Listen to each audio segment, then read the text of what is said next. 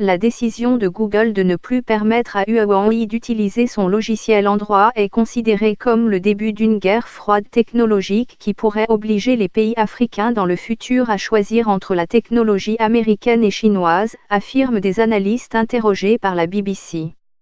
Les Africains qui se connectent de nos jours sur la toile ont de très grandes chances d'utiliser des smartphones chinois alimentés par un réseau construit en Chine, et au moins pour la moitié de ces smartphones, ceux construits par Huawei, le géant technologique chinois. Huawei a construit d'énormes pans de l'infrastructure informatique actuelle de l'Afrique. Si les États-Unis réussissent à paralyser l'entreprise, les conséquences pourraient être très douloureuses pour le secteur technologique africain en plein essor, désormais dépendant d'une entreprise dans la ligne de mire de Washington, analyse Eric Hollander, de The China Africa Project. Google bloque l'utilisation d'Android à Huawei. Le président américain, Donald Trump, a exhorté les alliés américains à couper les liens avec Huawei, affirmant que la technologie de l'entreprise, entre autres, représentait un risque pour la sécurité, car elle permettait au gouvernement chinois d'espionner.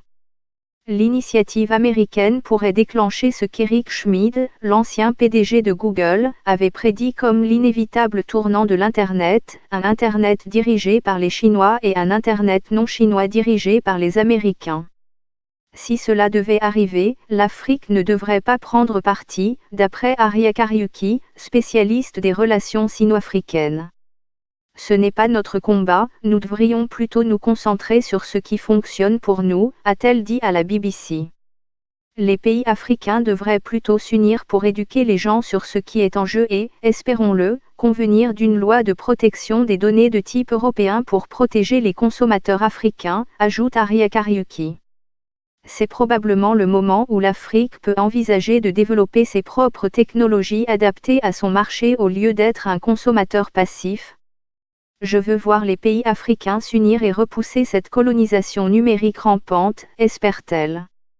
Alors que les préoccupations récentes au sujet de Huawei se sont focalisées sur les réseaux de communication en Occident, il existe aussi des accusations plus anciennes d'atteinte à la sécurité en Afrique.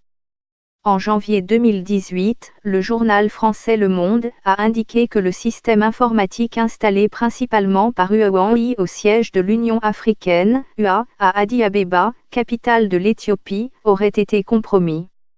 La cellule informatique de l'UA a découvert que pendant 5 ans, entre minuit et 2h du matin, les données des serveurs de l'organisation panafricaine ont été transférées à plus de 8000 km vers des serveurs à Shanghai. Les gouvernements africains, même ceux qui entretiennent des relations étroites en matière de sécurité avec les États-Unis, se sont pour la plupart abstenus du débat sur Huawei et les raisons sont évidentes.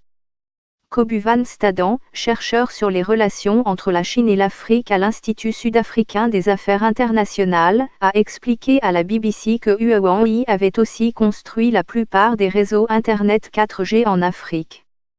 LUA dément être espionné par la Chine. Espionnage de LUA, la Chine dément Bob Collymore, PDG de Safaricom, le géant kényan des télécommunications, n'a pas hésité à qualifier Huawei de grand partenaire pendant de nombreuses années.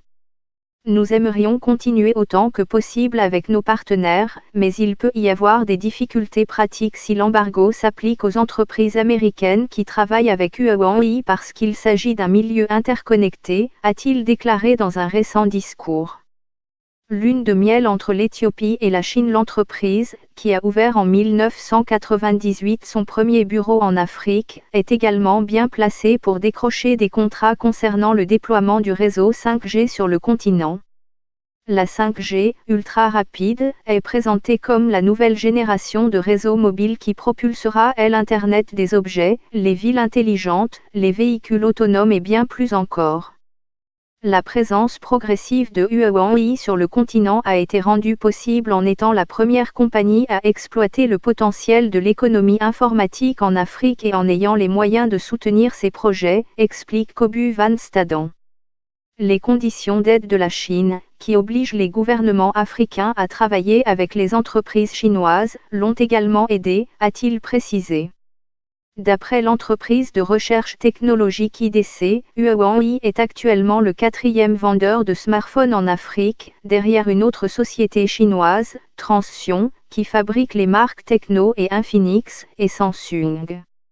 La domination de Huawei et ses relations avec les gouvernements africains pourraient s'avérer utiles si la guerre froide technologique entre la Chine et les États-Unis menaçait ces opérations africaines. L'Afrique est le dernier marché technologique du monde et la domination dans ce marché pourrait être déterminante, constate Kobu Van Staden. Certaines personnes, comme ici en Afrique du Sud, où Huawei est un acteur majeur, craignent d'être exclus de l'écosystème Google, mais Huawei pourrait utiliser la situation actuelle pour changer les règles du jeu. Peu d'entreprises américaines savent comment travailler sur le marché africain, comme fabriquer des produits ciblés destinés aux consommateurs sur le continent. Huawei pourrait utiliser la situation actuelle pour changer la donne et développer des logiciels dans des langues qui servent vraiment le marché africain, a prédit Kobu Van Staden. La plupart des Africains surfent aujourd'hui sur le web grâce à des téléphones chinois bon marché, et beaucoup sont plus préoccupés par le prix des gadgets et d'autres fonctionnalités comme un téléphone à double carte SIM ou une longue durée de vie de la batterie qu'un système d'exploitation, a-t-il précisé. Un enseignant kényan tué pour avoir confisqué un téléphone. Higinio Gagliardone, auteur de China Africa and the Future of the Internet, pense que le bras de fer en cours entre la Chine et les États-Unis pourrait bien être ce qui pousse Huawei à accroître l'utilisation de ses propres logiciels pour favoriser son marché florissant des smartphones. Mais WeChat, une application polyvalente qui combine plateformes de réseaux sociaux, messagerie et paiement mobile, pourrait décoller en Afrique. Les pays africains ne devraient pas choisir un camp. En fait, il serait intéressant qu'au cours de cette guerre froide technologique, ils puissent former un mouvement non aligné qui défend leurs intérêts, estime Higion Gagliardone. Ces recherches, en dépit des soupçons, n'ont trouvé aucune preuve que la Chine ait activement encouragé les pays africains à adopter sa version censurée d'Internet. Ce que vous pouvez voir, c'est que la Chine fournit des produits qui ont été demandés par les gouvernements africains, a constaté Higion Gagliardone. Pourtant, il pense que la Chine, dans sa volonté de protéger ses compagnies, pourrait tirer parti de ses relations avec les gouvernements africains afin de développer des protocoles qui donnent à ces entreprises un avantage sur l'Occident. Je ne pense pas que le marché de la consommation soit affecté, je constate que les consommateurs continuent d'avoir accès à différents produits parmi lesquels choisir, a-t-il remarqué. La guerre froide technologique, peut-être à venir, est une opportunité et le continent ne devrait pas être forcé de choisir un camp, selon Arie Kariuki. Interdiction de traverser la rue en regardant son téléphone. Cependant, Fazlin Franceman, du Mojia Research Institute d'Afrique du Sud, rappelle que le boom actuel d'Internet et de la technologie en Afrique est en grande partie dû aux investissements des entreprises technologiques chinoises. Comment arrêter de passer son temps sur son téléphone ?